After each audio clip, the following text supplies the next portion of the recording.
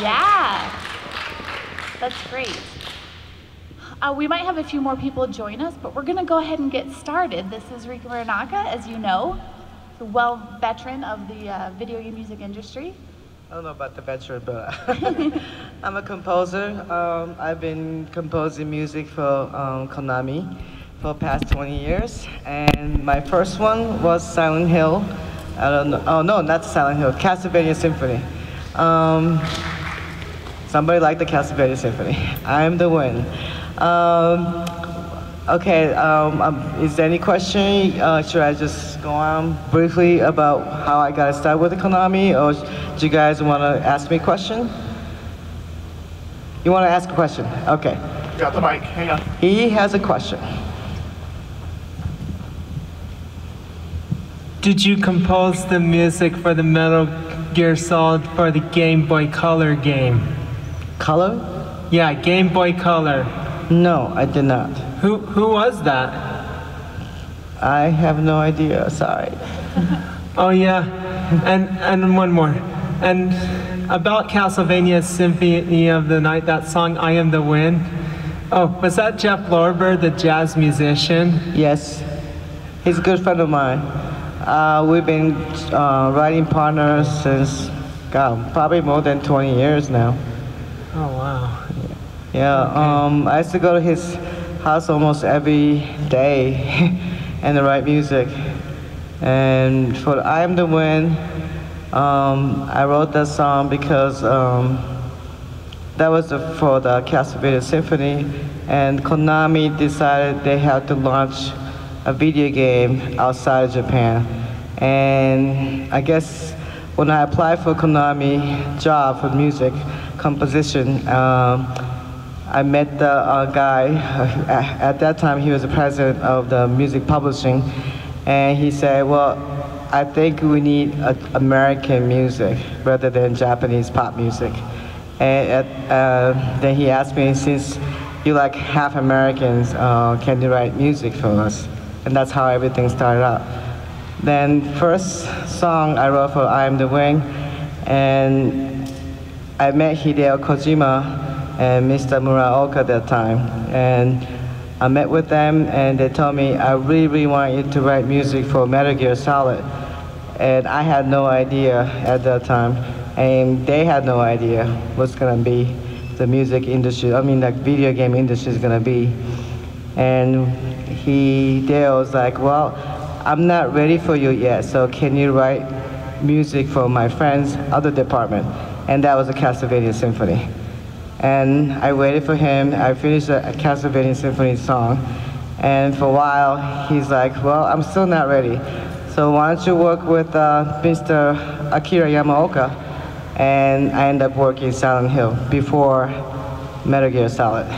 And so 2 songs I did before I started working with the Hideo. I think about a year, maybe a year and a half, I had to wait for him, for me. So that's what happened. Great, we have a question over here. How do you feel about what's happening to Konami right now? Yeah, I guess everybody's asking me that question right now, and it's kind of tricky question, and I got in trouble about a week and a half. I don't know anybody saw my interview or heard my interview about a week and a half ago with the Kodak and Daily and Youngie, Metal Gear, I think Central Station. After I said something in an interview, other journalists misunderstood, or maybe he understood, and he knew what to write, and he twisted my words, and everything got so totally wrong, and that interview became such a viral, and I think within 2 hours, I had about 11,000 articles written about why Hideo left. And I can't really tell you why he left, because I haven't talked to Hideo why he left. But I could tell you that one thing is like, I'm kind of sad Hideo is leaving, but at the same time, I'm really happy that he decided finally to do something on his own. So I think it's now time for him to do a new video game. I think he was there for a long time, and he wanted to do different types of video game, but I think he couldn't do it. Pressure he had from Konami. So I couldn't really go into details why. I mean, the companies and Hideo had a problem for, I don't want to say problem, but difference, because Hideo is a creator. He doesn't really think about profit, and the company, of course, you have $1 billion company, you gotta make money. So that's the difference between creator and the business-minded, you know, that's a corporation. So you gotta make profit. So, anybody else have another question? I have a question. Okay. It must be incredibly difficult to write music on demand for a set theme. Where do you get the ideas and the inspiration for the pieces that you write? Which one? In general, like, 'cause I would imagine they tell you what sort of a game it's going to be and kind of what they want, but really, you create the music. They don't really tell me anything. Tell the truth. Working with the Hideo, I became really good at reading people's mind. I must have a sixth sense, I think. For Castlevania Symphony, they just wanted me to write mellow, popish, American, that anybody could sing. And that was the only requirement I had. So I got together with Jeff, and I went over to his house, and I started playing piano, and he plays piano. It's really easy for me to write music with Jeff Lover, because he is a great keyboard player. So I played, and then he would sit down, and he'd start playing, I'd start playing, and that's how we create. In 5-10 minutes, we have a song. And for Silent Hills, Akira didn't really understand what I wanted to do. So I got frustrated by talking to him for a while. Then I told him, I think when he told me about the Silent Hills, the game, it's a horror. And I didn't really see any of the visuals or any footage of the video game. And that goes to everything. I have never seen script. I've never read the script. I've never seen any of the visual contents. I don't know any of the game till when they finish. So for me, I just kind of imagined this was gonna be. And Hideo tells me, I want something New York. So I said, okay, then it's gotta be jazz then. And for the first one, the best is yet to come. When we get together, and Hideo was like, okay, I want you to write me a theme song. And he's like, but I don't want to know any of the language. I don't want to recognize the language. So he's like, I don't want it to be English, French, Spanish, Portuguese, let's see, Germans, and what else did he say? Something, he's like, other than that, can you write a song other than that language? So I'm like, okay, how about Gaelic?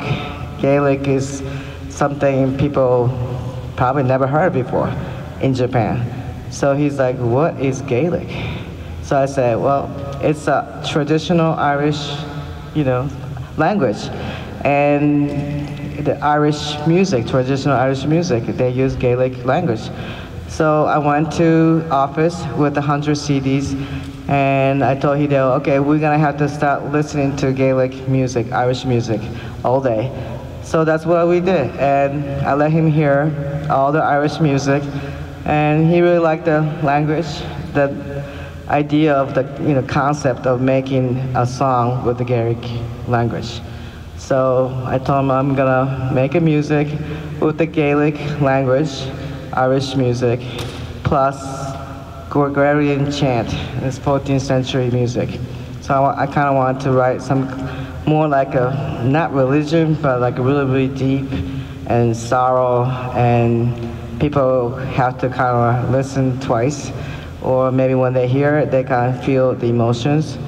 And so I went to Ireland by myself, and I got all the musicians together, and I recorded. And that was the best is yet to come. Thank you. Audience question? Are there more questions in the audience? Yes. Yeah.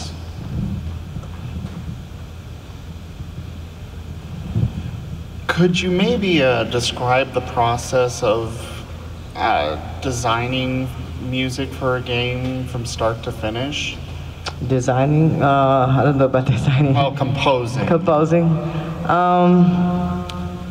I read. I've been writing music for a long time. I started playing piano when I was 3 years old, so I really don't think that much. So it's like when I sit down at piano, I just start playing, and I come up with the melody. I kind of like imagine this was gonna be.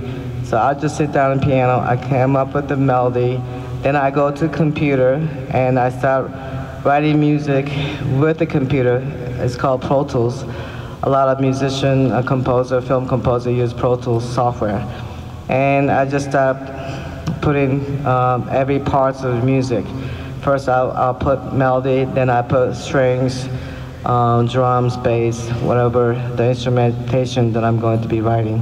And I actually make a demo of actually gonna sound. Right now the sample quality is so good.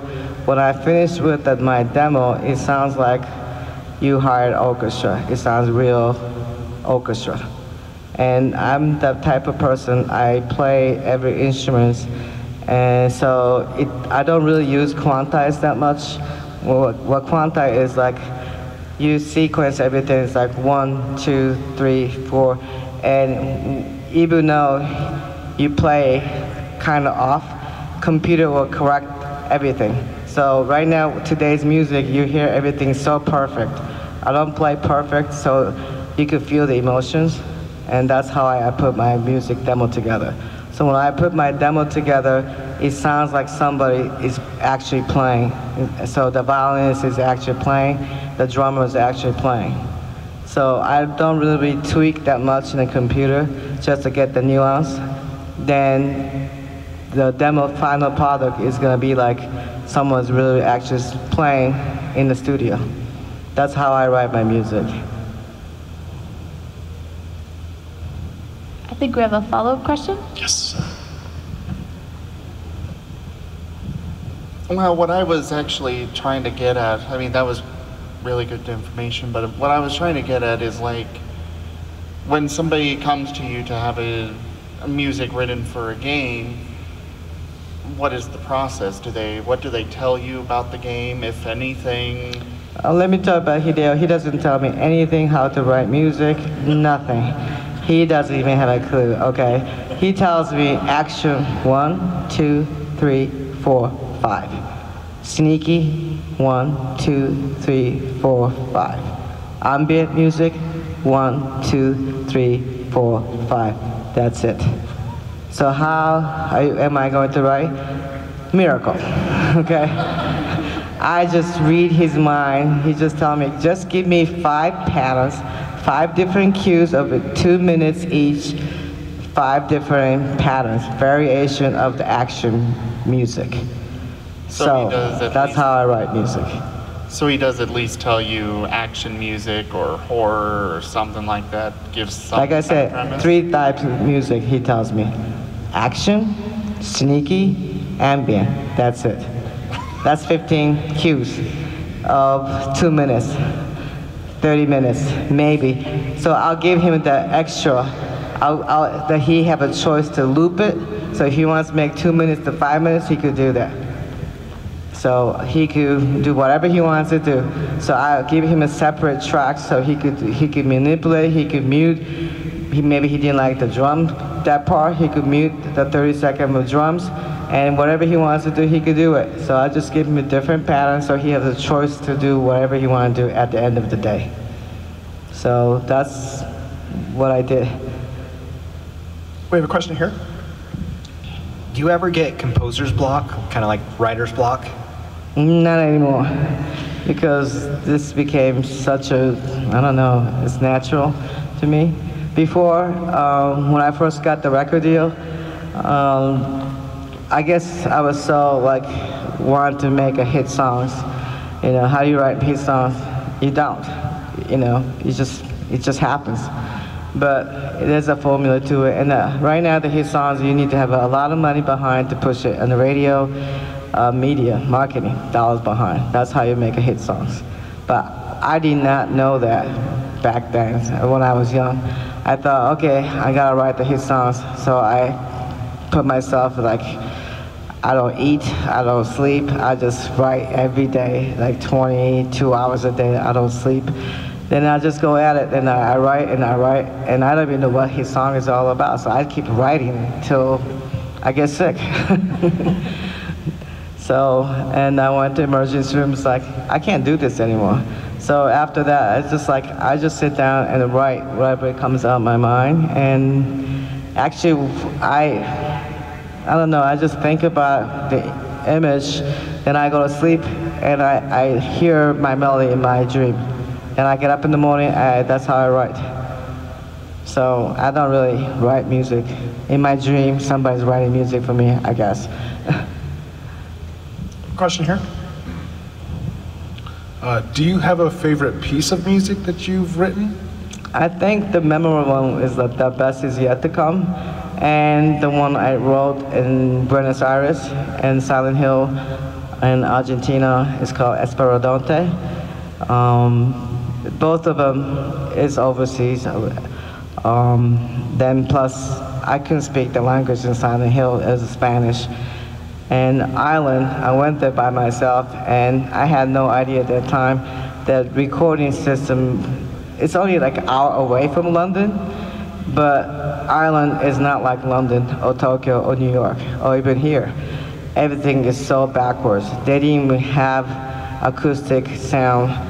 Like they didn't even have a studio. I had to record in the barns, and where I could hear chicken screaming, cows, pigs, whatever. And in the middle of the night, I see something moving, and I was driving back to the hotel, and I see this big thing, a little smaller than horse, and I see, what the hell is that?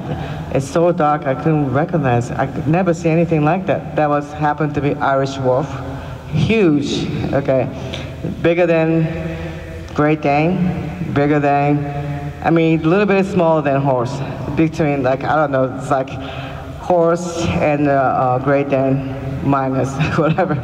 So they were there. It's like countryside, you know? And I had to record in the studio. It's not really a studio that I call in America. So that was kind of interesting. So every time I would record, I hear chicken, you know, noise or sound. I had to stop. This is the real. This is what. Yeah, really, this is the recording I had to do. And every time, you know, there's no cars going by. It's just the animal sound. I had to stop. You know, if I would be recording someplace in the city, I would have to stop because car was going by, the truck was going by. No, it had to be some kind of animal that I have never heard is making some kind of noise. And I had to stop. And that was what happened at Island. So I told Hideo about it, this is what happened. It took me longer than I expected because I had to stop because some animal would sit there and scream or make a noise in the middle of the night. But I had a great time, and that's what, you know, that's what I did in Ireland. So that's, to me, is like most memorable time because it wasn't the usual recording. I go in the studio, I cut rhythm section, then I go to do the vocal, then I mix. It was more like a business, you know. I could just go in, I could see the time when I'm going to finish. When I went to Ireland, there's no way I could finish the time I thought I was gonna finish. So I think I ended up staying there longer than I expected. So, but you know, I got to meet a lot of people there, and it was a really, really interesting time and an interesting place. Rika, wasn't there a point in Ireland where you had to compose more music, but you didn't have access to a piano? Yes, I went there because I made this song. I wrote these songs in English, and I had a translator. She understood Gaelic, so I had her translate my English words into Gaelic. Then I realized I didn't have enough words, so I had to put more words and a melody together. So I didn't have a keyboard, I didn't have anything to write with. All I had was a pencil and paper, and I went into town. in the city, and I just walked around and I found the instrumental shop, music shop. Then when I walked in there, they didn't have any music, the instruments I could recognize. They had just Irish bouzouki, kind of looked like a guitar, but it's not a guitar. And they had the low pipe, just a steel pipe with the 5 holes. I mean, I'm like looking at, how am I gonna play that? Then I finally found the instrument that I could play, which was a recorder, that I learned how to play when I was like 2nd grade. So I bought that, I went to the hotel room, and I started writing. I only had like, probably like half an hour to write. And I wrote it, the C section, then I put the more words into it. And next day I go to the studio, and that's how I record The Best Is Yet to Come. That's why I think it was a memorable, probably piece ever. And plus that was, I think I remember writing the song, and me and Hideo went to Irish pub because I told him, okay, I'm going to record in Ireland. He's like, okay, we need to put our mind to it. We had to imagine we're going to Ireland. So we went to Irish pub that night. So we hung out and drank Guinness beer together. And before we went, so it's like, okay, let's get drunk and feel the Irish music. That's how I started out. That's how we started out. So that to me, the company was small, and Hideo was a lot, different than now, and he didn't have a lot more less responsibility then. He was more like a musician, creator, so I could go and hang out. We just had a blast hanging out. So I still remember that time. So that's why I think that's probably the best song, and probably the best recording, because we didn't think about anything about money or profit. We just created, and I just created. So. We have a question here. Okay.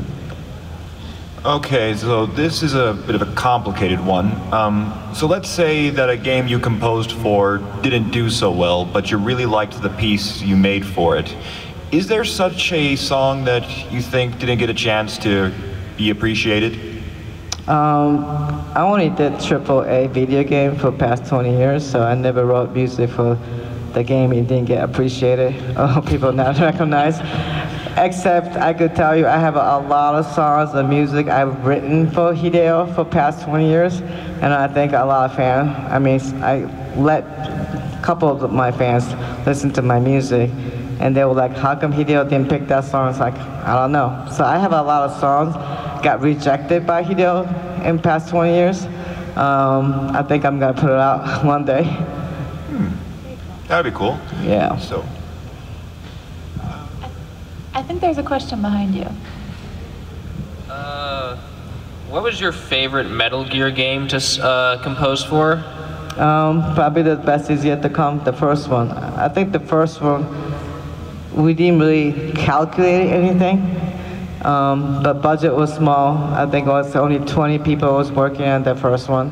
So I think you just creating, and that was first PlayStation game Hideo ever created. So we had no idea how this game is gonna be until we released it. We were hoping it's gonna do well, but we had no idea. So it was a surprise for us, surprise for me. So you said that you know how to play the piano. What other instruments do you know how to play?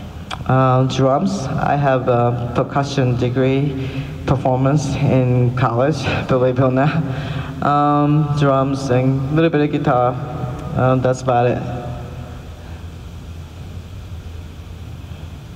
Yes. So how did you get into the video game industry, composing music for video games? Okay. I knew about video game industry before I even applied to Konami. I think in 1991, I had a friend who works at the Sega, and I was exposed to a computer and video game early on. So somebody had to ringtone of the from Metal Gear, right? Bing, right? Anyway, so me and this guy was talking about doing interactive, like Laurie Anderson. I don't know anybody know Laurie Anderson, multimedia CD-ROM interactive at that time. So I just got a record deal at that time.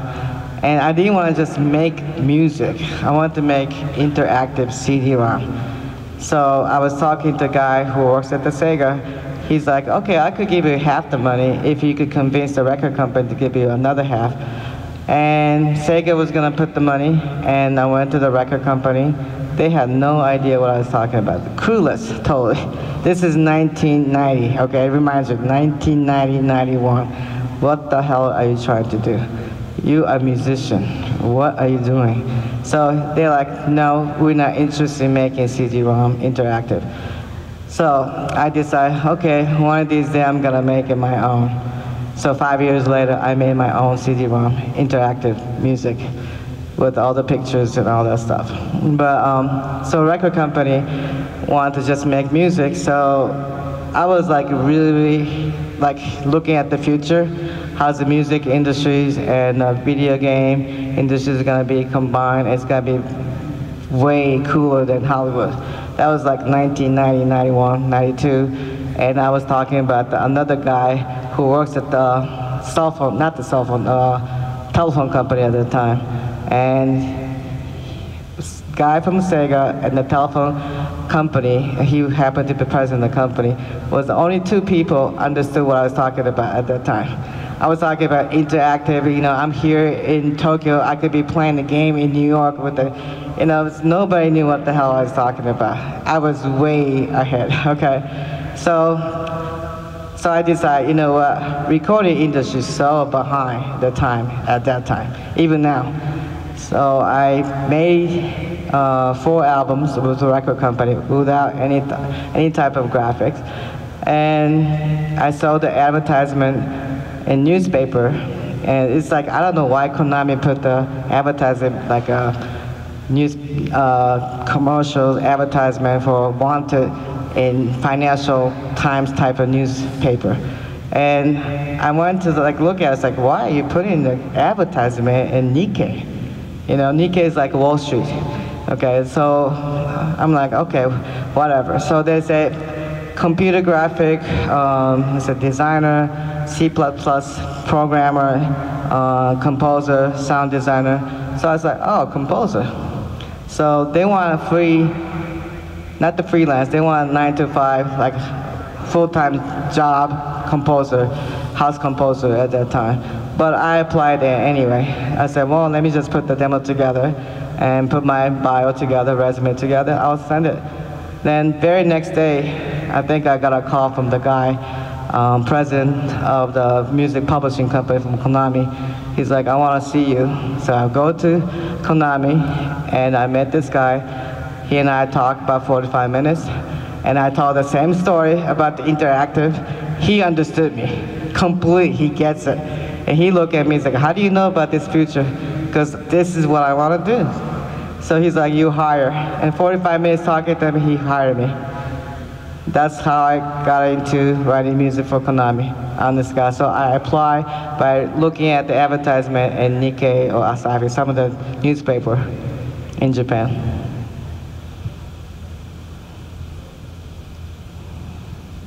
Anyone have a questions? What changes have you seen in the industry over the course of your career? Oh God, I've been involved about 20 years, and right now I think it got to be so big, this industry.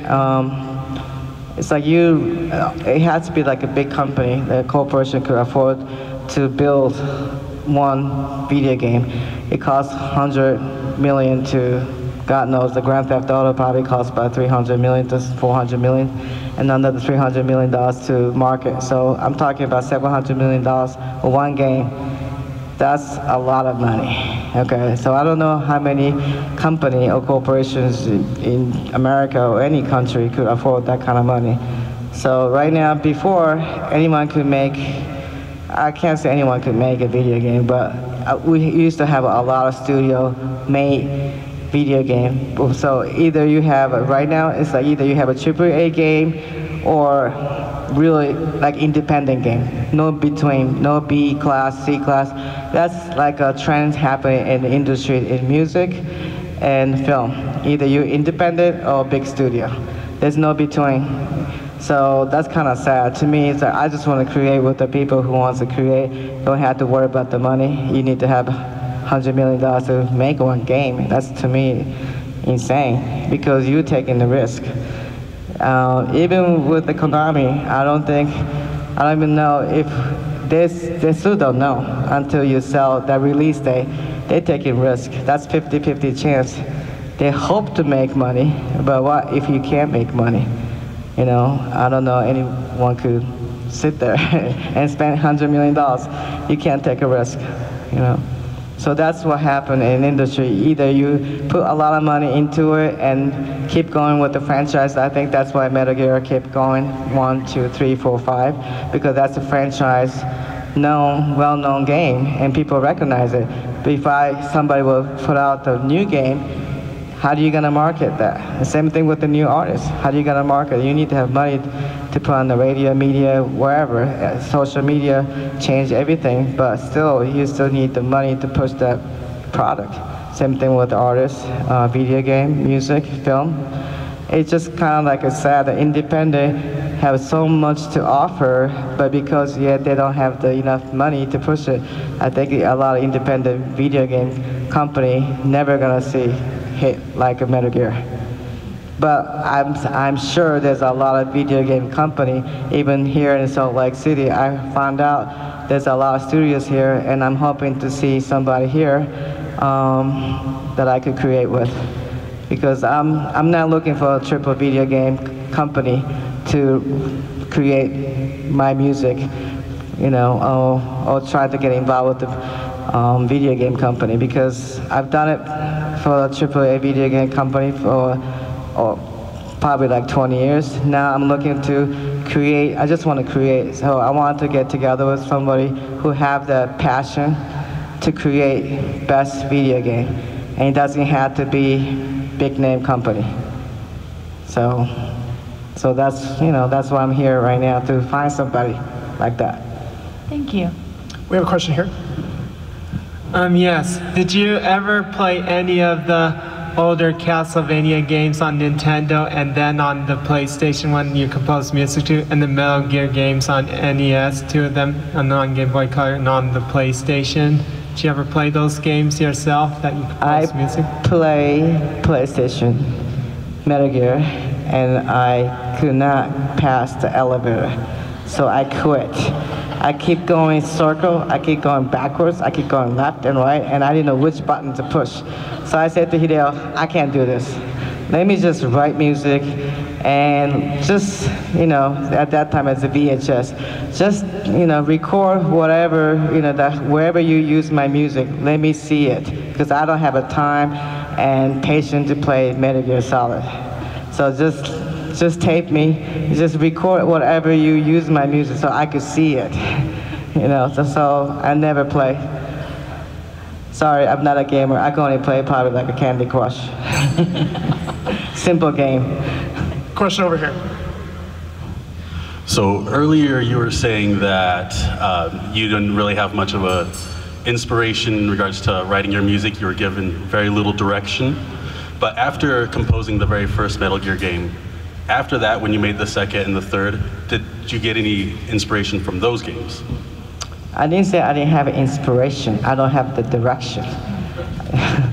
I'm inspired to write music all the time. That's what it takes to make music. You need some kind of image, and you need to inspire to write music. This is not a 9-to-5 job. You need to have the mood. I had to wait for that moment. That's why it doesn't take a lot of time for me to write. I had to wait for that moment. So could be my sleep. That's why I said I image something, then I go sleep. I fall asleep, and I don't know, somehow I hear my music in my melody in my dreams. So I don't know. That's how I write. Oh, I just sit down at the piano and I put myself, I gotta write because sometimes I had to write because I have a deadline. That's probably the inspiration to me right now, back then. But the time that I had when I was like maybe 14, 15 years old, I got up in the morning, I was inspired because it was sky is blue, you know what I mean? I felt like I need to write, you know, I was inspired because I was just a kid, you know? I think that when you're a kid, you're inspired to get up in the morning and just go and play. At that time, I really wanted to be a best piano player, so I would practice 10 hours a day. I was inspired to practice every day. And I'm still, even though, you know, I've done a lot, people's like, why, you know, I'm still inspired to write music. And I'm still inspired to practice because next year I'll be going to all over the world performing with the orchestra, playing my music. So you all need to come and hear me play.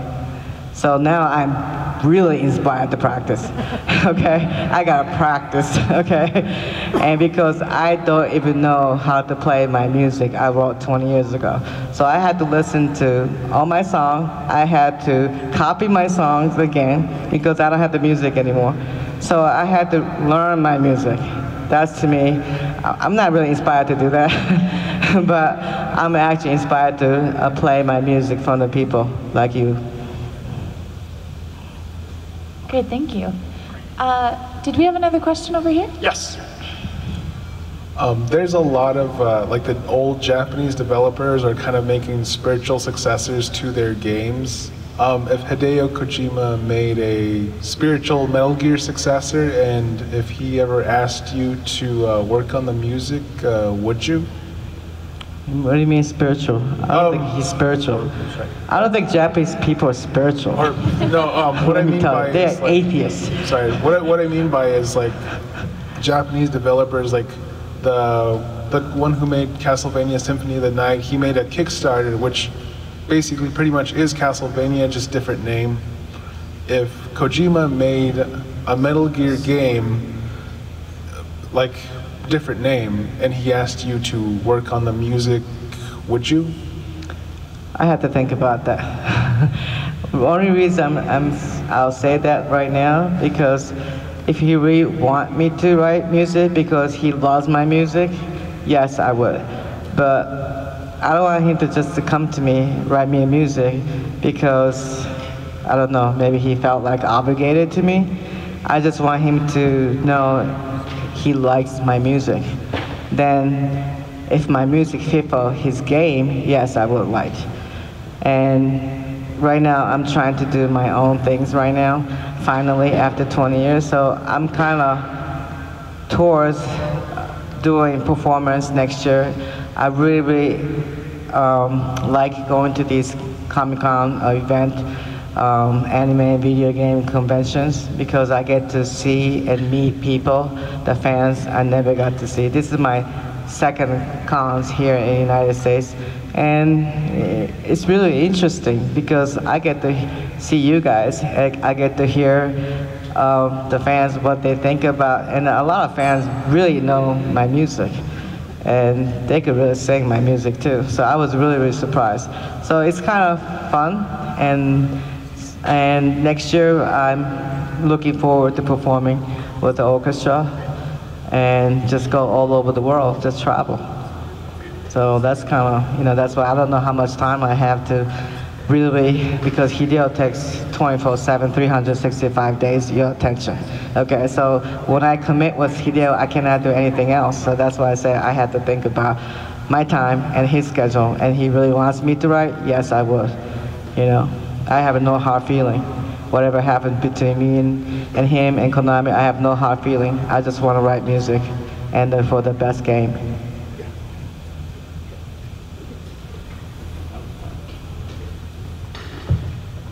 Do you have any current projects that you could tell us about?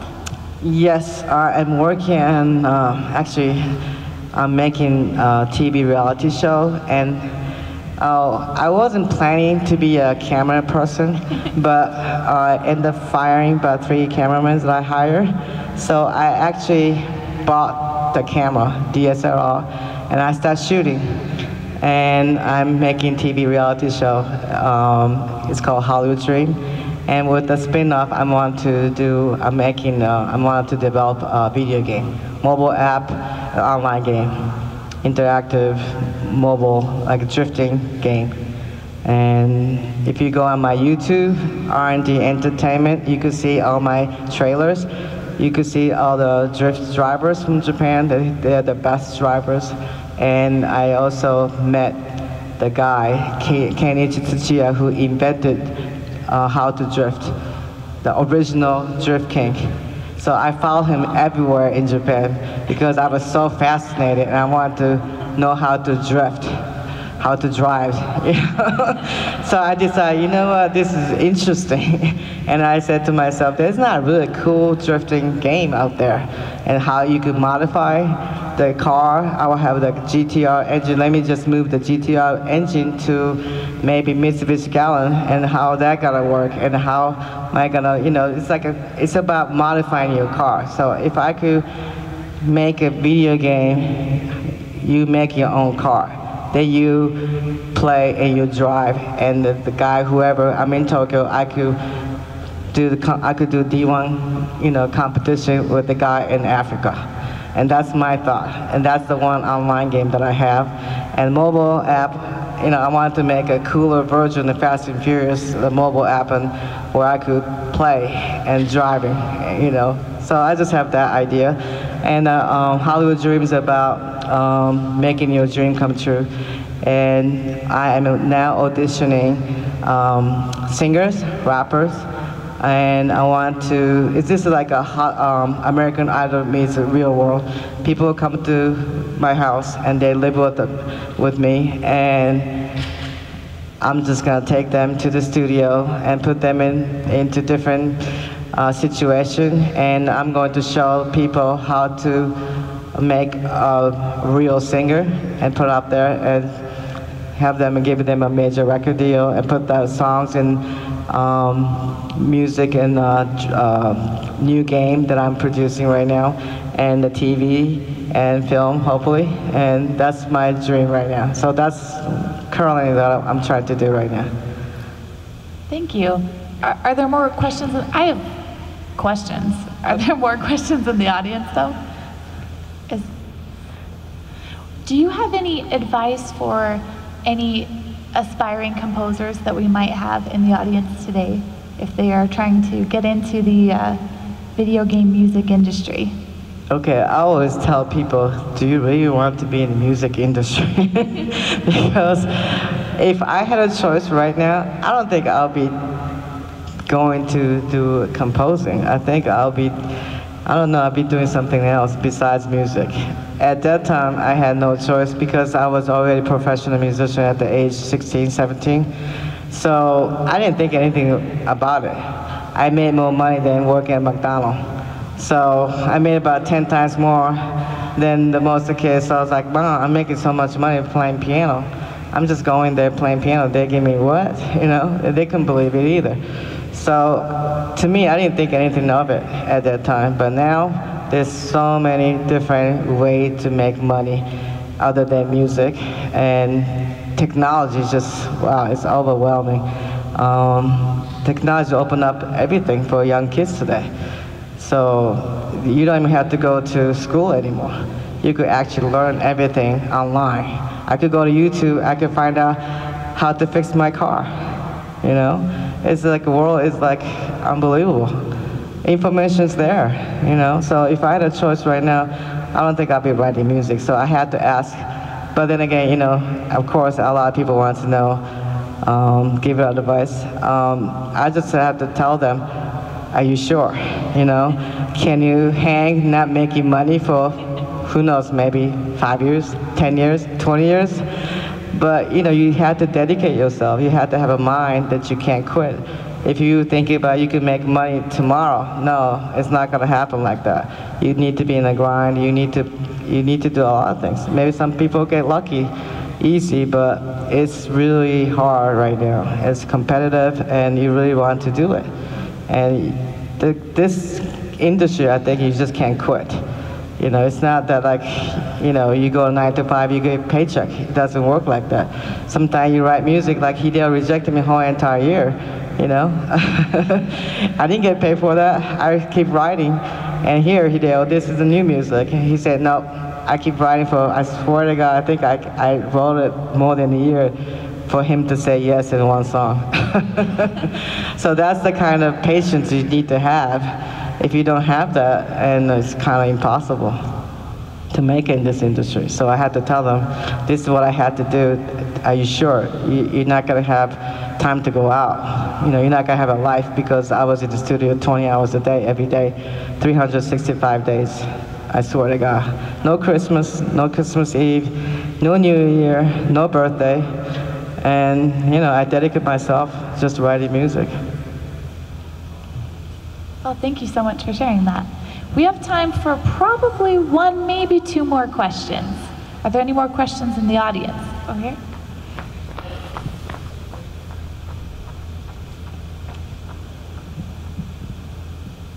Okay, so over at the convention, what would you call that place? Well, anyway, they've got a booth featuring a game called Dub Wars, where the music in the game directly influences the gameplay, like the weapon that is used at the time. How do you feel about those type of games, and do you think you might be able to use some of your music in something similar?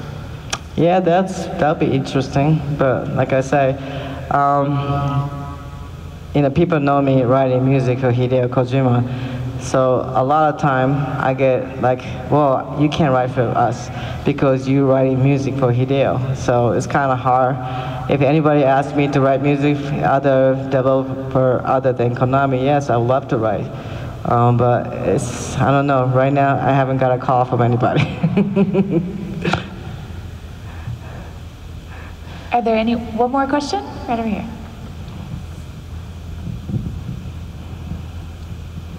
So is there a musician or a composer that especially inspires you when you write your music? Someone who inspired you to get into the industry by any chance?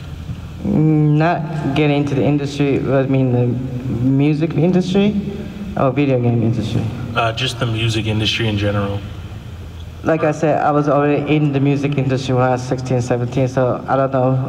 I was influenced by Miles Davis, Charlie Parker, John Coltrane. My background, as you probably people know, is jazz. I started out playing jazz piano, so I was jazz pianist before I got into this video game. So I was influenced by all the great jazz legends. You know, Bill Evans, Herbie Hancock, Chick Corea, the list goes on. Those are people who really inspire me. And I always wanted to play, you know, I always wanted to play better than yesterday. And, you know, I always wanted to play like Herbie Hancock, but I know I couldn't.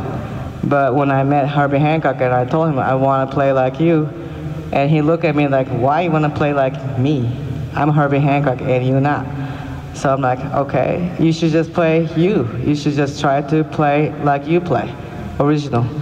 And you're unique, and you should just try to play like you, not try to imitate anybody else. Just to find your own sound, own style. So that was the advice he gave me. And ever since then, I would try not to, you know, try to copy anybody. Before, when you're young, you try to copy other people because you want to be like them. And that's what I did. I wanted to play, sound like Bill Evans. I wanted to sound like Herbie Hancock. So I will listen to it. I'll copy their style. I'll play. Then when I met the person who, you know, I met the Herbie Hancock, he's like, why are you trying to imitate me? You should just play like you. So, you know, that's kind of clear in my mind. Thank you so much. Now, after this panel, you will be available for autographs, correct? Yes, I'm gonna be there, and I have, I think I have video games. Great, thank you. Well, yeah, I think about all the people who play my video games, so they probably have all the video game already. But not signed by you yet. No. So I'll be there. I have t-shirts and other things too, so if you haven't got anything, please, I'm waiting over there. So I'll be outside, okay? Thank you. Thank you, everyone. A big hand for Rika Muranaka.